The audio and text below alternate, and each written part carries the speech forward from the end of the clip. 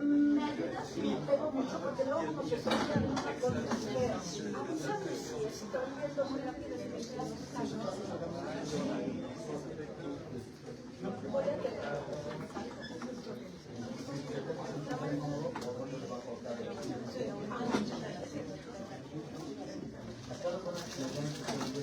Estoy diciendo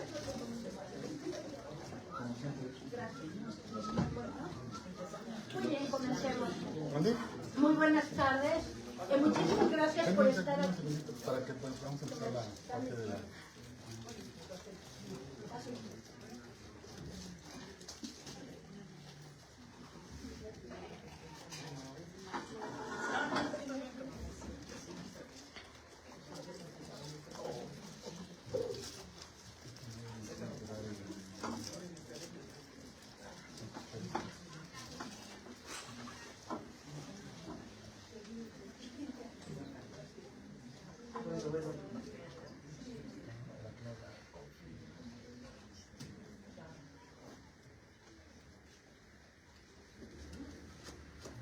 Ya Merito, está prendiendo ahí la compu.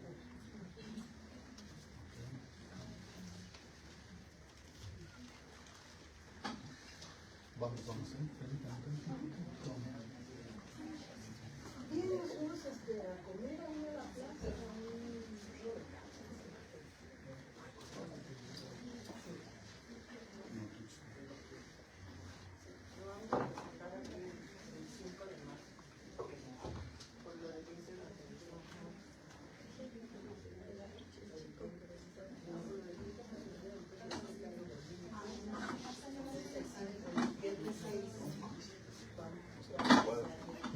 no se ven cuadros.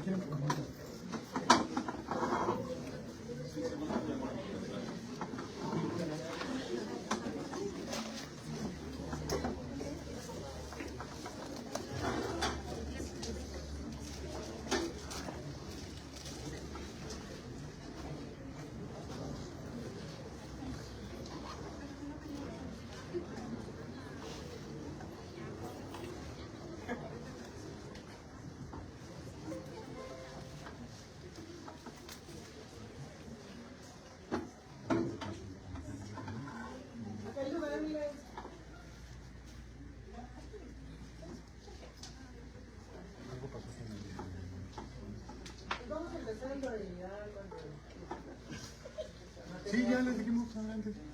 Muy bien, bueno, pues muchísimas gracias. Gracias por estar aquí. Micrófono, por favor. Buenas tardes, no sé si se escucha bien. Sí. Muchas gracias.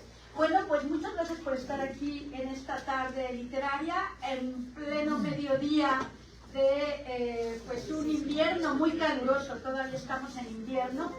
Y bueno, es un día muy luminoso, muy caluroso, ya lo dije, y es excelente ocasión para presentar este libro de nuestra querida y admirada Rosina Conde, aquí en la pecera del Plantel del Valle de la Universidad Autónoma de la Ciudad de México.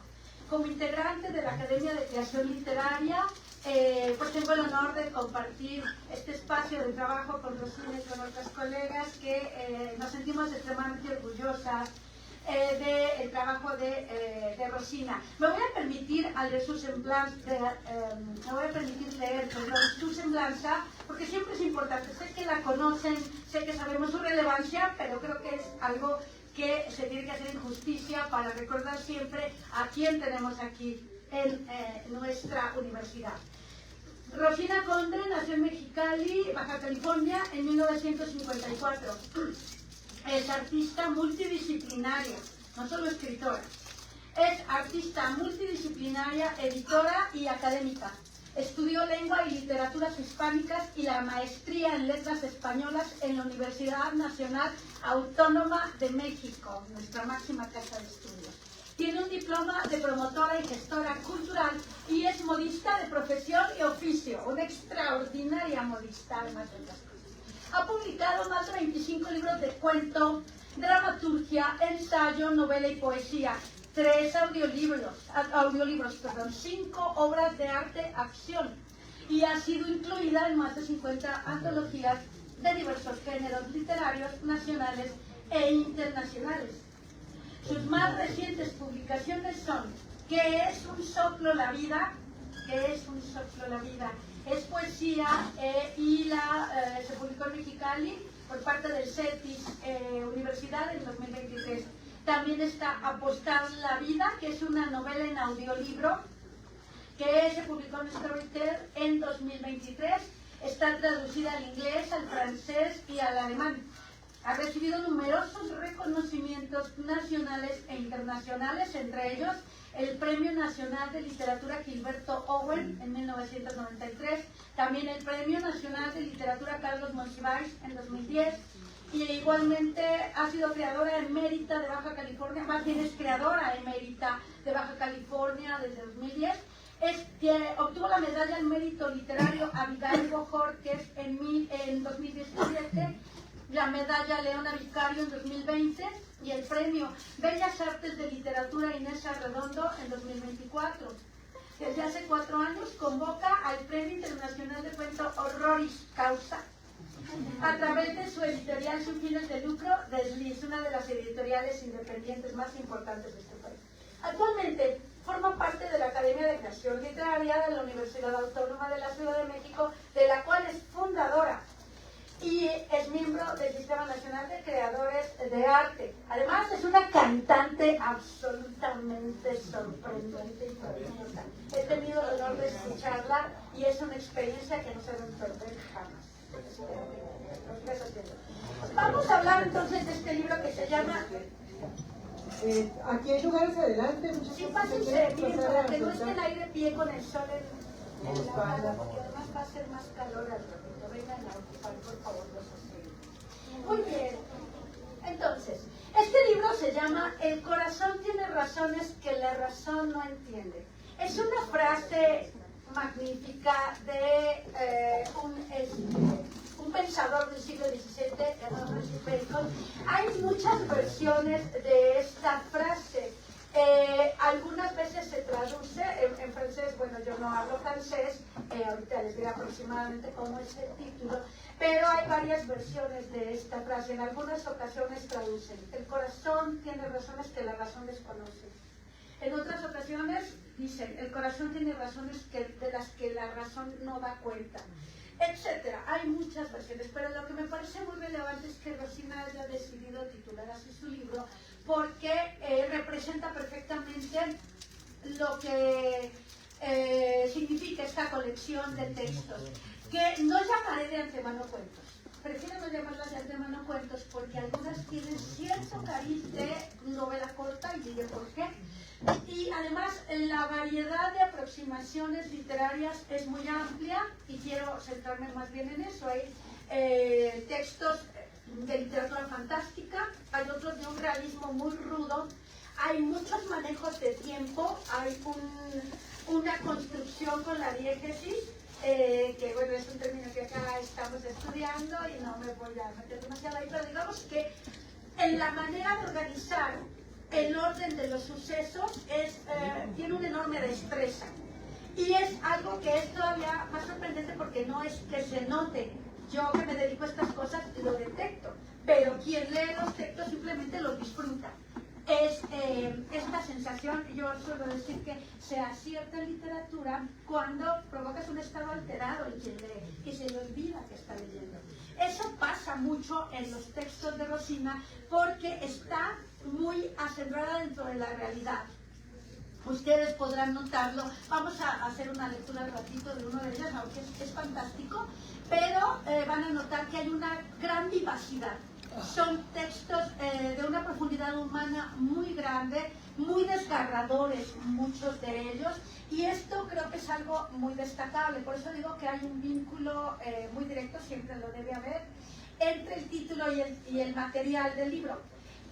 Y aquí pongo el énfasis porque efectivamente, en términos racionales, lo que le pasa a estos personajes, ya sea de relatos o de historias fantásticas o realistas duras, nos hace pensar en eso. la lógica, la conveniencia haría que estos personajes tal vez se comportaran de otra manera, en pro de tener una vida más fácil, pero no siempre pueden. Y tienen decisiones que les afectan profundamente, que desgarran sus vidas. Muchos de estos personajes se dan cuenta de que no están obrando racionalmente, de que están haciendo cosas que les provocan grandes desastres y no pueden evitarlo, porque el corazón tiene razones que la razón no alcanza a discernir, no alcanza la razón para poder resolver de manera más leve, más serena sus vidas. Lo bueno es que esos comportamientos irracionales provocan grandes historias. Ese es el tema. Si estos personajes se comportaran de manera más racional, no tendríamos estas grandes historias, lo cual es un poco cruel, pero me parece muy importante.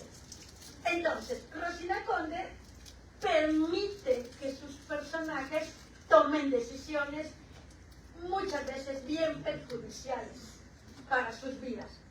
Y esto es muy conmovedor porque los miramos ejecutando estas acciones, tomando estas malas decisiones sin poder evitarlo, porque su corazón tiene razones mucho más poderosas que la razón no alcanza a contener, que la razón no entiende, que la razón desconoce, pero generan estas... La razón no puede analizar. No las puede analizar. Los mismos personajes, cuando se van dando cuenta, dicen, pero ¿por qué hago esto? No puedo evitarlo. Si yo sé que esto no va a acabar bien. Ahorita veremos algunos casos, si tú nos lo permites, Rosina, y quiero que tú hables de ello. Voy a decirles rápidamente unas notitas de cada uno de los textos que aparecen en este bellísimo libro. Que además es un libro polifónico.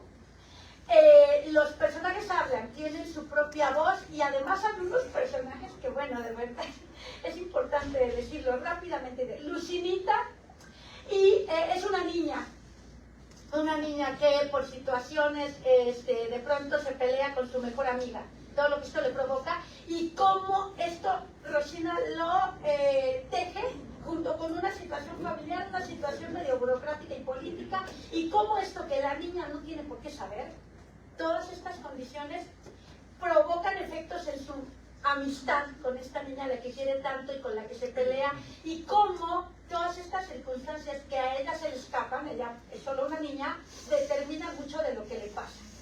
Que esto la escritora lo construye de una manera muy habilidosa. Luego tenemos Angelina, que es este tipo de personaje que les digo. Ella está viviendo una situación que claramente no le favorece y siente la angustia, el dolor de no poder evitar estar en esa situación de la que le convendría salir, pero no puede. Su razón va por un lado y su corazón va por otro lado. Luego tenemos a Magdalena, que este es un relato que me gusta muchísimo, muchísimo. Tiene que ver con el pecado. El tema del pecado, una noción muy judio-cristiana, atraviesa muchos de los temas. Por eso se llama Magdalena, porque es una suerte de pecadora. Es impresionante. Y ahí lo único que diré de este texto, que tiene mucha riqueza, no podría agotarlo desde luego acá, es que me gustó mucho un detallín cervantino. Porque hay una expresión que usamos mucho actualmente, que es luego, luego, ¿no? Córrele, luego, luego haz las cosas. No, es que luego, luego. Esa expresión aparece ya en el Quijote, en el siglo XVII, y me encanta porque es actual y estamos en esa expresión recuperando toda la retórica de aquel tiempo, que además se la previa, ¿no? Esa cosa a mí me gusta mucho. Luego tenemos Justos por Pecadores, que es un texto muy satírico, muy divertido, así desopilantemente divertido. Gilles Mitus está bien rudo, te atreves, es muy gozoso, y con una oralidad impresionante. También debo decir aquí esto, ¿no? Rosina, como ya les dije, es una gran cantante, extraordinaria cantante, y bueno, tiene un oído musical. Bueno, y eso se nota mucho en su literatura porque tiene un gran ritmo. Cada texto tiene su ritmo y este ritmo es de verdad apasionante, ¿no? Nos mete dentro de cada historia con cada uno de los ritmos de las historias. Vamos allí casi que sin querer. y no tenemos ni por qué pensar en eso, pero sí lo quiero decir, porque por ejemplo en este, que es muy satírico, que es muy divertido, es Arturito, la oralidad predomina, hay muchos donde hay oralidad, pero aquí me gustó mucho, porque el gran ritmo de la oralidad no todo el mundo lo consigue, no es realmente tan habitual como pensaríamos. Cuando alguien que escribe está reproduciendo lógicas orales, tendemos a decir, pues es que si se habla, qué fácil. No es fácil. No es fácil. De verdad que no es fácil que suene tan natural. Y esto es una de las cosas de los talentos de Rosina. Luego está Mujer del Puerto, que hace como una emulación de todas estas mujeres fatales, ¿no? La Mujer del Puerto fue una película muy famosa y una canción y todo esto. Y a mí me recordó, te lo quiero decir, y es algo que me emociona, porque es un cuento que me gusta mucho y lo veo mucho cuando doy cuento, Dormir en Tierra, de José Revueltas, que es un cuentazo que no es exactamente lo mismo, no es lo mismo, por supuesto, pero me lo recordó y me parece que eso es grandioso, Dije, wow, este cuento de Rosina, Mujer del Puerto, puede dialogar directamente con Dormir en Tierra de Revueltas. Y la verdad es que establecer un diálogo con un autor como José Revueltas es tremendo y no cualquiera. La verdad es que me gustó muchísimo que me remitieras ese cuento, el diálogo se puede establecer muy bien, sería un buen tema de tesis, fíjate, de un artículo académico, la relación entre estos dos cuentos, porque aportan miradas muy encontradas. Es uno de mis autores favoritos. Sí, y se nota. Y fíjense en esto, es una influencia venturosa, ¿no? Porque muchas veces hay gente que dice la influencia. Es un poco cándido esto, siempre tendremos influencias. Pero si una influencia está bien asimilada, es algo de veras que genera textos muy virtuosos. Y aquí es el caso. De verdad, es uno de los cuentos que me conmovió mucho por eso. Luego está un texto que me gustó mucho, que habla de unas viejas que son unos pescados, pero juega con la ambigüedad del término. Con viejas, que es una denominación muy injuriosa, a veces podemos ser injuriosa, pero en general es injuriosa, hacia las mujeres de la tercera edad, que es como un insulto, pues digamos, pero también hay unos pescados a quienes se les llama viejas. Y Rosina aprovecha esta ambigüedad del término para construir un texto que es realmente muy, muy bueno y construye una voz masculina muy peculiar. La voz de un hombre muy atormentado, muy perturbado por lo que le pasa y que tampoco puede gestionar racionalmente pasiones que lo llevan a una situación espantosa.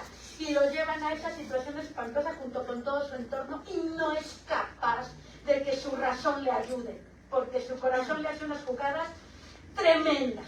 Es muy duro ese cuento, me parece que es de veras un alarde de dominio literario, porque esta construcción de este tipo de hombre, que es un cierto tipo de hombre tampoco tan común, y lo construye de una manera muy solvente, muy, muy solvente. Luego tenemos, no les voy a decir en el orden en que vienen, pero hay dos que me parecen notabilísimos, porque vean ustedes la polifonía, es decir, la suma de voces tan distintas, una niña, una mujer pecadora entre comillas, un hombre con una perturbación que involucra religión y deseo sexual y violencia y una serie de cosas, y tenemos estas dos, Marina y Frontera, donde Marina, el mar es un personaje. Es un ejercicio que en retórica se llama prosopopeya, una figura retórica.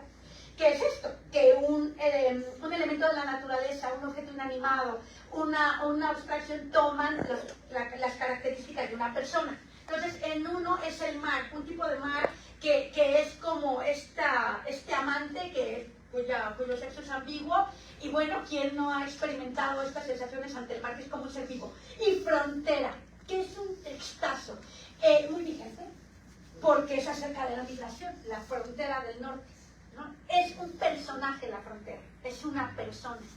En estos dos casos de Marina y Frontera, también quiero destacar este dominio técnico, ¿no? Cómo se construye algo así, que es la frontera entre dos países, y el mar como personajes, y los personajes tienen su voz.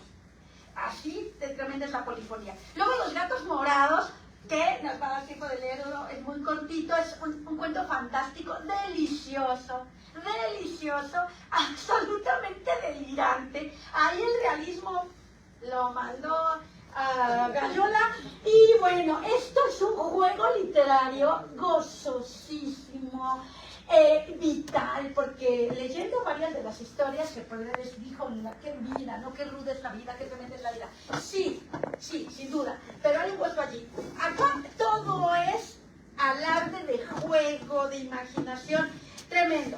Luego tenemos a Rebeca, que para mí es una pequeña novela, por eso yo les decía hace rato que no diría necesariamente que son cuentos, porque Rebeca está dividido en varios capítulos y es realmente una suerte de novela.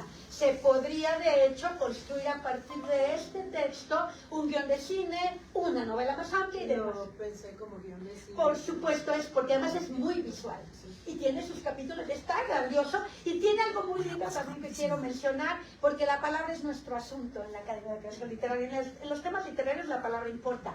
Aparece la palabra jeans, que son los pantalones vaqueros, con la ortografía que proponía la Real Academia Española a finales del siglo XX, que nadie recuperó en realidad, porque la Real Academia Española da recomendaciones. Este culto de la Real Academia Española no lo puedo entender, es como, pues el rey dice, ¿no? O sea, a mí me parece un poco cálido. Pero proponen que jeans se escriba Y-I-N-S. Pero yo lo he escrito siempre así desde antes de que yo la lo academia sé, lo propusiera. porque tú manejas la oralidad. Igual que en aquel otro cuento donde dice tu personaje, me plié con mi jefe. Y no escribe me peleé con mi jefe, escribe me plié con mi jefe, que es un acierto literario tremendo. Acá no por el... Y siempre he escrito show. Así, show fonéticamente. con Y es una propuesta literaria muy eficaz.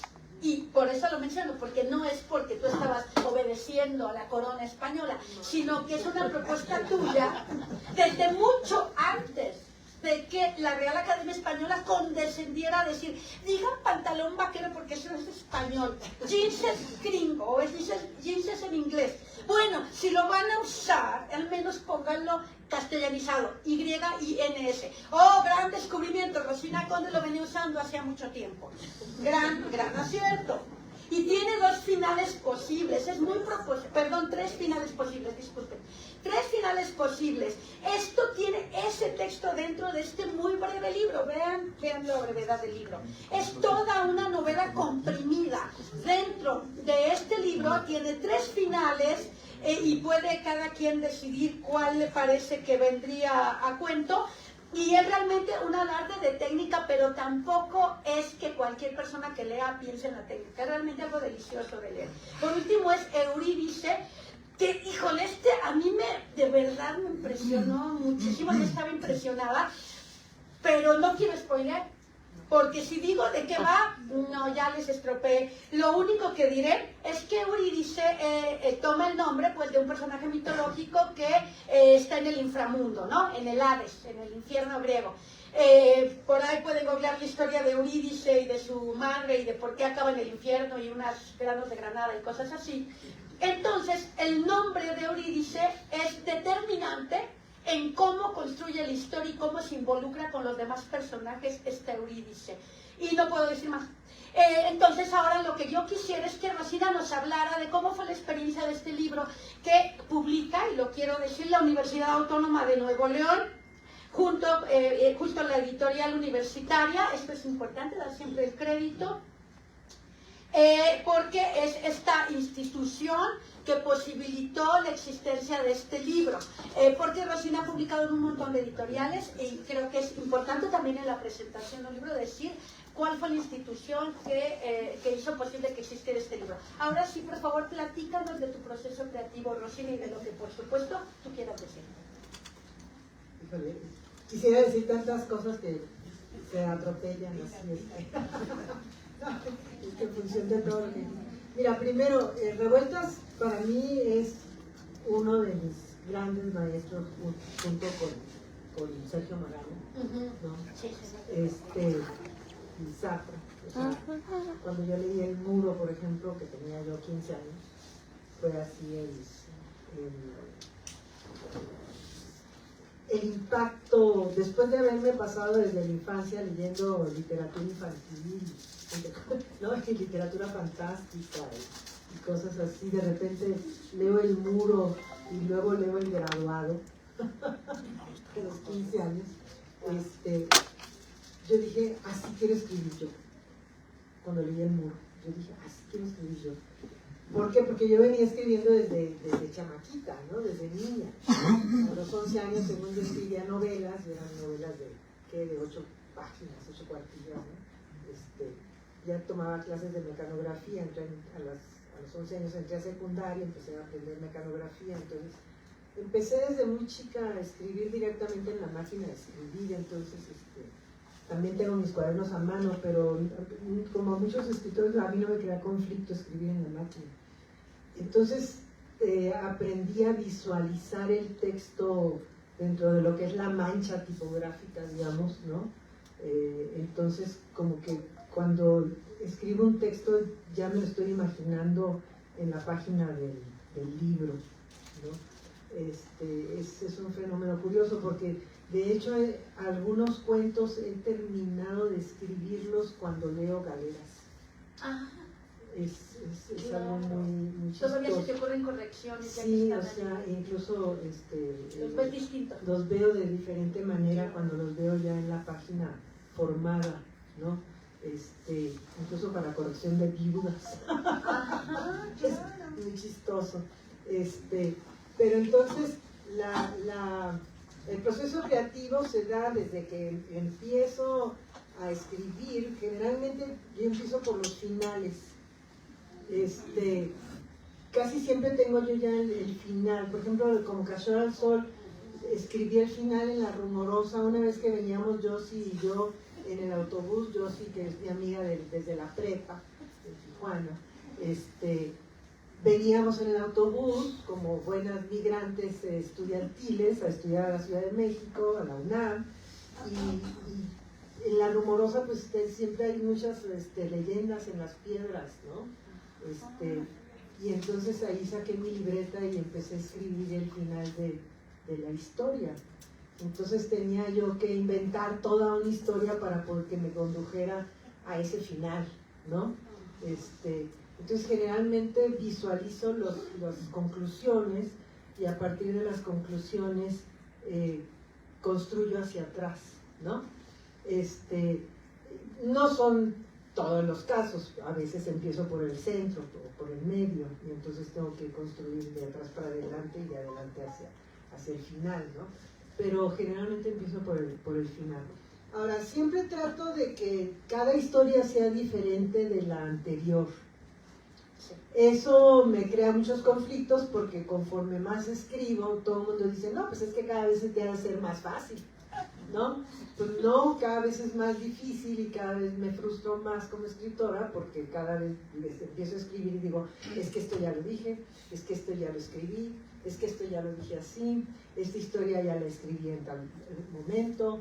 Entonces, cuando uno está tratando de crear nuevos personajes, nuevos conflictos, nuevas situaciones, pues cada vez el reto es más difícil, ¿no? Sobre todo en cuento, que es un género que pues es un género difícil, ¿no? Todo el mundo dice, ay, pues se escribe cuentitos, pero no, es más fácil escribir una novela que escribir cuentos. Y porque en cada cuento tienes que tener un nuevo conflicto, tienes que tener nuevos personajes y nuevas situaciones. En una novela tienes un conflicto principal que pues lo puedes extender ad libitum, ¿no? Todo lo que quieras, hasta puedes hacer sagas a partir de un solo conflicto, ¿no? Pero en el cuento, pues cada cuento es una historia nueva, ¿no? Entonces, incluso hay cuentos, por ejemplo, Sergio Elizondo me decía, ya falleció desafortunadamente Sergio Elizondo, pero él me decía, es que este cuento lo tienes que hacer novela. Este cuento es una novela. ¿Y qué decías tú? No me molestes. No, le decía, no, es que ya así es, Así ya es, está así terminado, es, ya está terminado, le decía yo, ya. Decía, no, es que es una novela. Y luego de La Genara, al seguido me encuentro lectoras que me dicen, ¿y cuándo vas a escribir la continuación de La Genara? Y yo digo, no, es que La Genara, ya quedó La Genara, ya. Claro, ¿No? sí. O sea, sí, o tengo una amiga que siempre que la veo, que no la veo muy frecuentemente, me dice, Rosina, ¿cuándo vas a escribir tu cuento sobre mí? Y digo, si supiera todos los cuentos que he escrito, inspirada en ella. ¡Ups!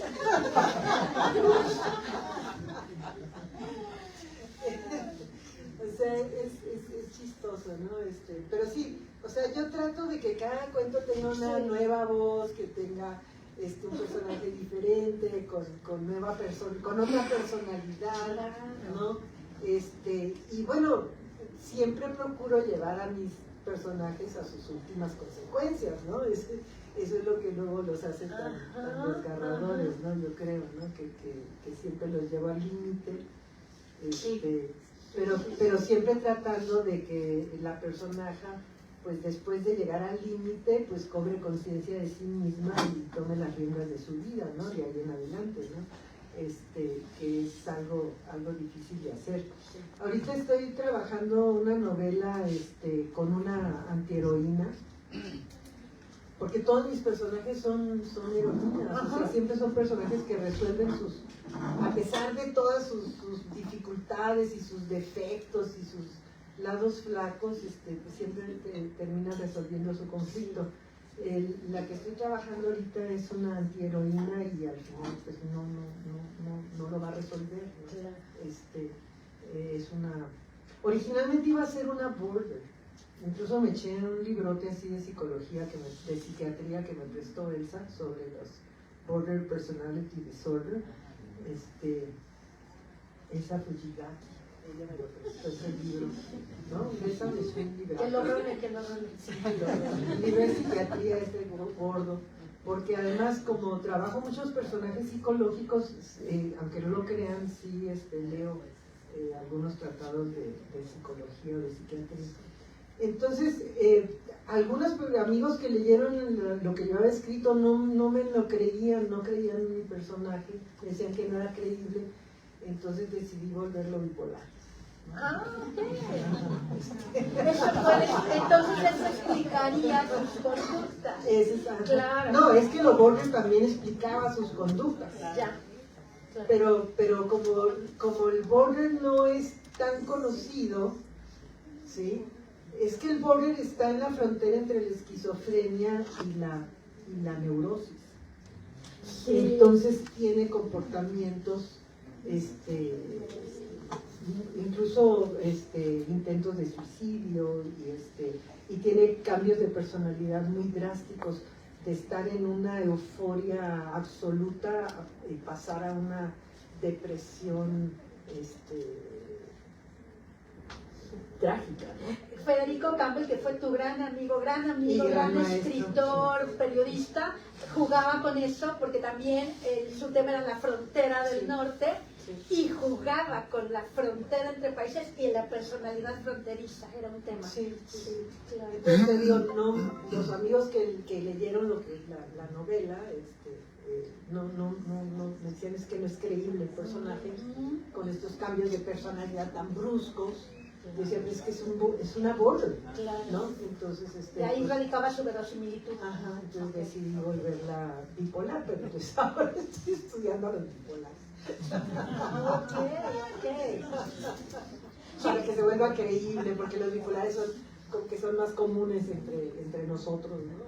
Rosina, ahora que decías esto de que permites que ocurra el conflicto, tus personajes se meten en problemas, y me gusta mucho esto que dices acerca de que toman conciencia. Igual, su vida no es Disneylandia, no. Pero la toma de conciencia es importante porque la verdad es poderosa. Sí. Entonces eso ya es una ganancia.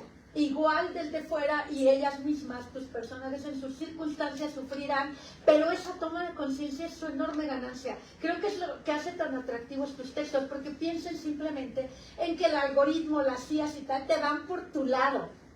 Hay una enorme complacencia en la red y una enorme complacencia en ciertos otros ámbitos, pero tus voces narradoras no son complacientes ni consigo mismas ni con quien lee. No te dan por tu lado nunca. No, son muy crueles consigo mismos. Así es, sí. Y también la voz narradora puedes en cierto momento decir que cruel, pero es un poco lo que comento, ¿no? Si no le entras al conflicto, entonces, ¿cuál es el caso? Ahí radica lo apasionantes que son estas historias. Pues es que es lo apasionante de la literatura, o sea, tú lees literatura del siglo XIX y son unos conflictos, cuando surge la literatura realista a partir del siglo finales del XVIII, en la literatura francesa, con estos personajes psicológicos, pues justamente de lo que se trata es de meterse en la mente de los personajes, o sea, yo cuando oigo luego estas narraciones en donde dicen, se levantó, desayunó, se bañó, tendió su cama, agarró su bolsa, salió, agarró el carro y se fue a trabajar, o sea, pues no me dice nada, o sea, ¿no? O sea, yo quiero saber qué piensa ese personaje, en qué está pensando mientras se baña, en qué está pensando cuando escucha hablar a la señora que está atrás de él en el camión, ¿no? En el asiento de atrás, que por cierto, varios de mis cuentos han surgido de los chismes de las señoras del asiento de atrás.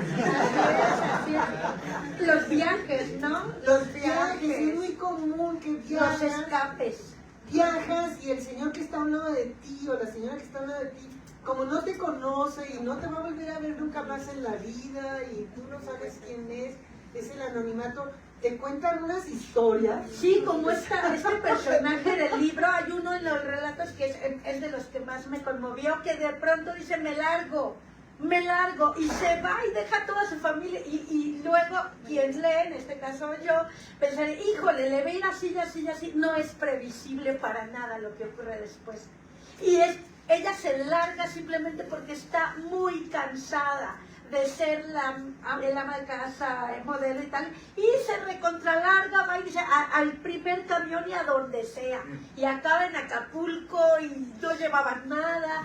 Es tremendo cómo se detona, y lo que pasa después de veras no es nada previsible. Pero además lo más trágico, lo más desesperante de ese cuento, cuando menos para mí y para algunos lectores, es que ella quiere confesar su pecado y no se lo entiende. Sí, el cura está cansado también, está escuchar 20 confesores. Le dice cualquier bobada y ella no está los padres nuestros y se acuerdan y así la otra. Sí, y ella va buscando sentido, porque para ella sí es significativo. Pero el cura también es un ser humano, está cansado, le dice cualquier cosa y no encuentra lo que ella necesitaba, ¿no? Y luego pasan otras cosas que les digo que son bien imprevisibles. Eso me gusta mucho, que frustran las expectativas de quien lee. Y me parece todavía más significativo por lo que acabo de comentar, que todo en las redes, en el algoritmo y tal, y las IAs te complacen, te dan por tu lado, ¿no? Y aquí también, acá no te dan por tu lado. Y aquí también trataba de que los finales no nada más fueran sorpresivos, sino que algunos fueran absurdos. Absurdos. Completamente, como el final de La Mujer del Puerto, sí. Es un final absurdo totalmente. Pero, es cierto, es que es un final muy imprevisible, pero la verdad... También hay un cura ahí. O sea, hay un cura. Es que eso atraviesa tu texto, ¿eh? La necesidad de sentido, de religarse, de religión, de hallar un tema sagrado, ¿no? Y haya frustración con eso.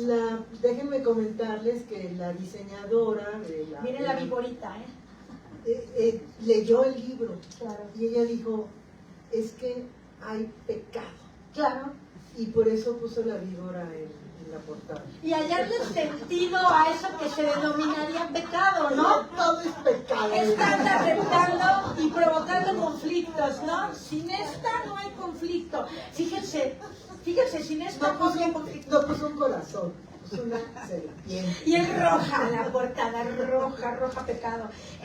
Hace rato decías, y observen, ¿no? Aquí toda la gente que estudia creación literaria, saber a dónde vas. Es interesante porque Humberto Eco, en El nombre de la rosa, en cierto momento hace que un personaje diga, el diablo es sombrío porque sabe a dónde va. Pero acá, si bien hay sombras y hay mucha angustia y mucho desgarramiento, es luminoso porque, por paradójico que pueda parecer, aún en todas sus problemáticas, estos personajes son muy vitales.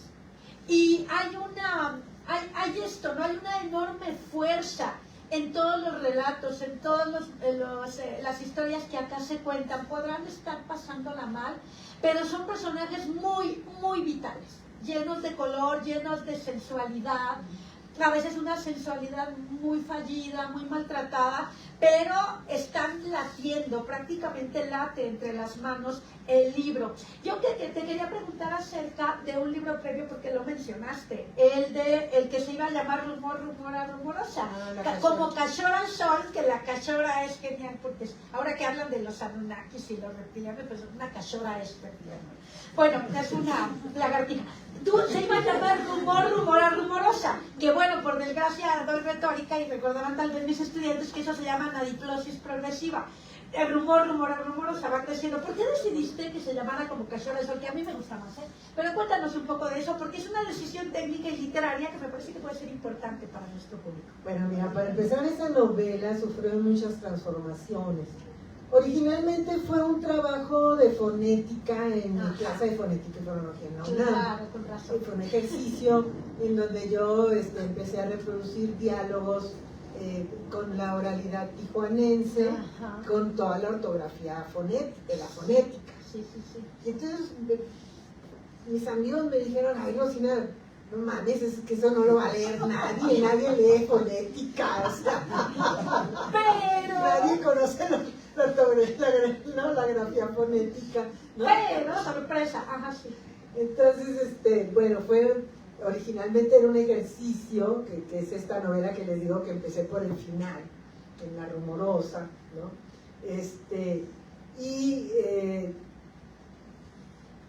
Toda la novela son rumores, son chismes, Sí, son puros chismes. Entonces, originalmente era una novela de 500 cuartillas.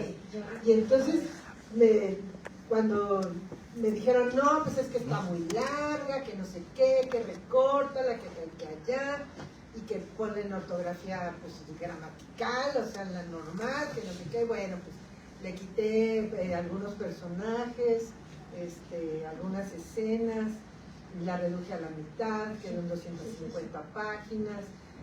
Y entonces lo que hice fue tratar de reproducir la oralidad, o sea, la fonética, sí, no la oralidad nada más, sino la fonética, con ortografía gramatical, por eso la SH, ¿no? Porque en el norte no pronunciamos la che, sino la sh.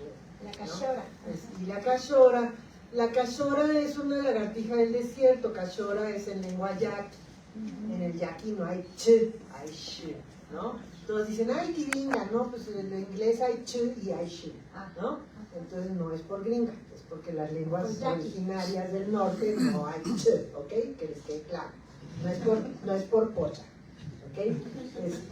Ahora, las cachoras, que son las lagartijas del desierto, como ustedes saben, cuando las atrapan a las lagartijas, pues se queda uno con la cola. Sí, escapan y se queda uno con la colita y después les vuelve a salir, ¿no? Entonces en el norte, que decimos cachora, no decimos lagartija. Antes, en los 60, la novela se desarrolla en los años 60. Las mujeres que fácilmente las soltamos, nos dicen cachoras. Ajá. Me encanta porque ya ven que la mascota de la UACM es pues un ajolote. Y la cachora, que dialogue las ajolotes con las cachoras me parece increíble. Y además, tanto la cachora es capaz de sacar una nueva colita como los ajolotes que han sido estudiados hasta en revistas como Nature y Science por la capacidad de regenerar sus órganos. Entonces esto me parece increíble, ¿no? Diálogo entre ajolotes y cachoras, me gusta mucho. Entonces, todas las personajes de la novela son cachoras. Son cachoras. ¿No? Para empezar. Al sol. ¡Qué genial! Y yo quería hacer, antes de que hagamos una lectura... Y bueno, lo del título, otra cosa, primero me objetaban lo de la ortografía fonética, la extensión y el título, que me decían que era muy difícil de pronunciar, rumora, rumorosa, ¿no? Entonces, además rumora, pues rumorosa, ¿no? Que es el nombre de la rumorosa, que de donde yo tomé de donde yo me inspiré con las leyendas. Entonces me decían que era cacofónico, que era difícil de pronunciar, que nadie lo iba a entender, que no sé qué. Y entonces por eso le puse como Cachorro al sol, que es una frase que está dentro de la novela. Está muy bueno, a mí me gusta mucho, pero siempre me quedó esto, dije, una diplosis progresiva. Pero quiero decir Y acerca de además eso. es una novela de impunidad. Sí, de impunidad. Al final la personaje queda impune. Y eso está increíble. Sí. Increíble. Bien, bueno, habrían de leerla. Tienen que leer todo lo de Rosina, primero porque sí que presentamos. Pero diré algo antes de que leamos ese breve texto fantástico que es precioso. Acerca de que rumorosa, a mí también me remitió inevitablemente a cómo se iba a llamar Pedro Páramo, que eran los murmullos. Se iba a llamar los murmullos, y acá hay rumores, ¿no? Y estas cosas pues nos hablan de que tanto esto que acabo de decir como el diálogo con revueltas con Sartre, con todo esto, y lo que nos cuentas acerca de la construcción a partir de un trabajo académico y una reflexión de carácter intelectual, que tengamos conciencia de que lo que leemos es de una gran naturalidad. Rosina escribe de una manera muy jugosa, muy divertida, muy carnal, creo que podemos decir eso, pero no se nota todo lo que hay detrás, toda la formación tan sólida, toda la trayectoria literaria, las grandísimas influencias bien asimiladas, porque lo que encontramos acá simplemente es el gozo de la lectura y el gozo de que nos cuenten historias. Y esto lo quiero decir porque a veces parece que este oficio es como que nada. Sí, Y no, escribe cuentitos. así es. En uno de los textos se habla de eso, de cómo hay ciertas falsificaciones en el mundo literario por ciertas cuestiones de cama y cómo algunas personas figuran literariamente por circunstancias completamente extraliterarias. Pero yo creo que hay que centrarnos justo en otros aspectos del quehacer artístico que tienen que ver con mucho trabajo, con mucha reflexión de carácter intelectual, siempre sabiendo que por más raciocinio que le metamos, la razón, el corazón tiene razones que la razón desconoce. La razón no nos alcanza, pero no podemos abdicar de la razón. Entre otras cosas porque es una universidad, pero hay que saber esto, el corazón tiene razones que la razón desconoce y es el que finalmente es el motor de tus historias. Yo quiero que leamos ahora este breve texto que es muy imaginativo, que es acerca de unos gatos morados, sí, unos gatos morados, y lo elijo de manera un poco arbitraria, pero no porque me gustan mucho los gatos, la verdad, y es que pues no puedo evitarlo. Pero además es breve, es divertido y es un diálogo. Así que, si te parece bien, lo podríamos leer. Está en la 69. Nada más Por favor. platicando, espérate antes de Claro. porque es que había de Marina. Este cuento de Marina lo escribí en San Carlos, allí en Sonora. Y lo escribí así muy rápido porque estábamos caminando, mi amiga Ana Cecilia y yo, por la playa. Y nada más veía yo cómo venían las olas y barrían la playa, ¿no? O sea, ¡Wow! llegan las olas y te barren la playa, te la dejan limpiecita, ¿no? Entonces, ¡Qué maravilla! Por eso de ahí fue donde se me ocurrió ¡Qué genial! Y fíjense, esto que dice Rosina, a Marina le gustaba trapear la playa. le gustaba trapear la playa y se podría Y pensar acomodar las piedras. quienes leen que es una muchacha o una mujer y luego resulta que no. Y esto me recuerda que cuando en poesía mexicana contemporánea vimos Irma Pineda, una escritora extraordinaria que escribe en una lengua originaria y pues se traduce, y tiene uno que podría fácilmente haber sido inspirado por este cuento de Rosina y que termina siendo El mar me agota. Quienes han tomado esa materia, recordar, es un cuento muy erótico donde hay una ambigüedad entre el mar y una persona. Ahí hay una prosopopeya con el mar y aquí hay otra, ¿no? Entonces me parece fascinante porque las influencias, los vasos comunicantes entre las escrituras pues se ponen de manifiesto. Pues vamos allá con los gatos morados, si les parece bien. Yo leo la parte inicial y luego yo me encargo de quien vende los gatos y tú de la señora que va hacia allá. Bien, vamos a leer. Los gatos morados. Tiene una dedicatoria para Isabela, a quien le gustan los gatos. Compártese. Así es. Imaginemos un parque cualquiera, verde, frondoso, con bellos jardines de flores, caminos interiores, un área para hacer ejercicio y otra con juegos para niños. Imaginemos también a las jóvenes que pasean de la mano de sus novios o a las madres que juegan con sus hijos. En una de las banquetas que rodean el parque, vemos a un señor parado con una caja de cartón ofreciendo su mercancía. Luego a una señora que se le acerca y se asoma dentro de la caja para ver su contenido. El vendedor le comenta: estoy vendiendo 20 gatos morados, señora. Ella le responde despóticamente, pero asomándose a la caja con curiosidad. ¿Y a quién podrían interesarle 20 gatos morados? Bueno, dice el hombre justificándose, no tiene que comprarme los 20. Ella le responde con desprecio, pero tratando de agarrar un gato. No, claro, no, ni uno. Él retira la caja.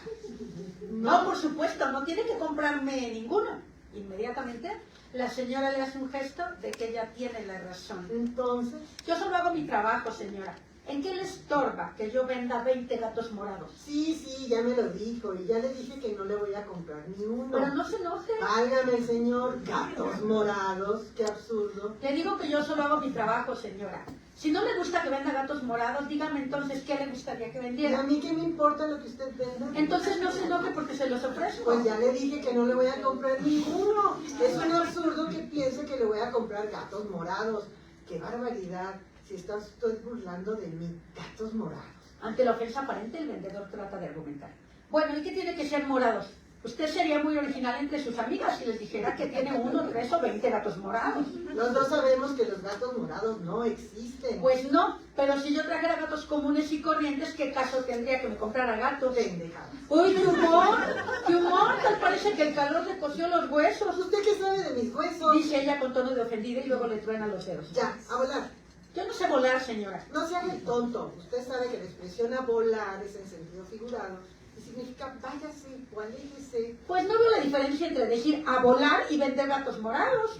Así como usted habla en sentido figurado, yo también vendo en sentido figurado. Pues no decía que vendía gatos morados. Sí, señora, en efecto, vendo gatos morados, lo cual no sé por qué le parece absurdo si usted habla con absurdos. Si no me deja en paz, le llamo a la policía. Pero si usted fue la que se acercó a mí, yo aquí estaba muy tranquilamente haciendo mi trabajo cuando usted llegó a molestarme. Y si no me deja en paz, soy yo el que... Bueno, ya, pues, ¿qué me decía? Que me diga de qué color los quiere Y dale con la cancioncita. Ya le dije que no quiero gatos. No, señora, usted dijo que no quería gatos morados. Pero dígame, ¿de qué color los quiere? ¿Negros, blancos, cafés, jaspeados? Ahorita se los pinto en lo que canta un gallo. Aquí no hay gallo, señor. Bueno, es un decir, señora.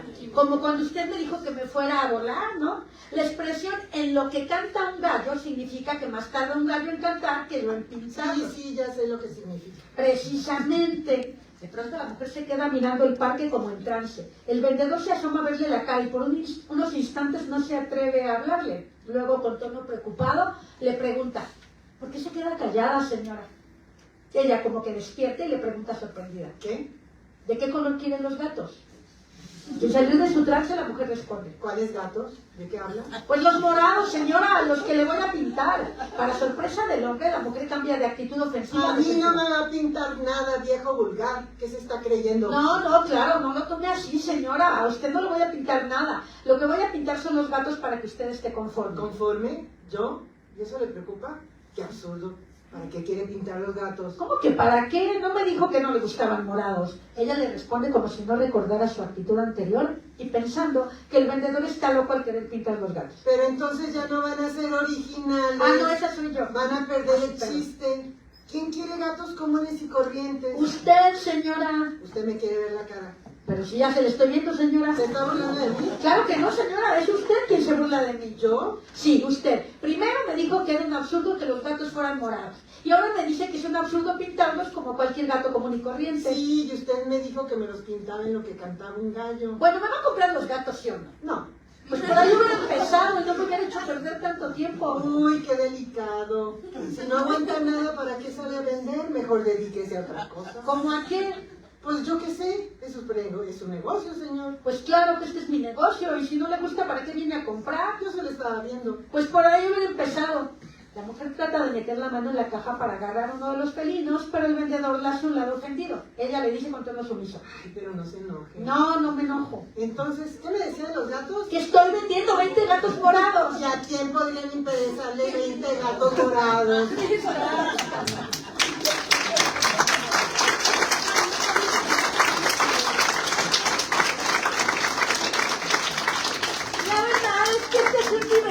momento lo acaban de notar y que yo quería que lo leyéramos porque todas las historias son bien amargas, pero muy intensas.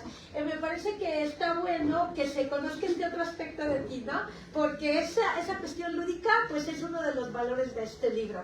No sé si quieres comentar alguna otra cosa antes de que pasemos a las preguntas de las personas que te Pues que por ahí tengo otros cuentos y alguien me los quiere publicar.